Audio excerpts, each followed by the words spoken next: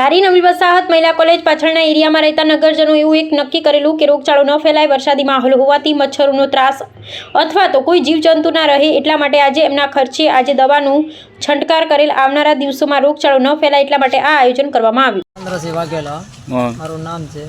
અમારા ભાઈ રમેશભાઈ અમારે સેવાવતી કામ કરે છે કે ભાઈ જે રીતે અહીંયા સમયમાં અમારા વિસ્તારમાં જે આ મચ્છરનો ઉપદ્રવ બહુ અતિશય પ્રમાણમાં હોવાને કારણે એ ભાઈ પોતાના ખર્ચે દવા લઈ આવી અને દવાનો છંટકાવ કરે છે જેથી કરી અને આ મચ્છરનો ઉપદ્રવ ન વધે અને શેરીની અંદર કોઈ પણ જાતનો રોગચાળો ન ફેલાય એ માટેની એમની સેવા છે.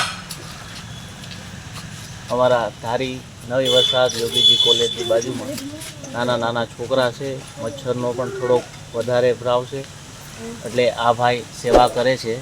આખી શેરીમાં દવા છાંટે. કેટલા લીટર તમે દવા છાંટી? 3 લીટર 2 ફૂટ. શું નામ તમારું? રમેશભાઈ ગોંઠા.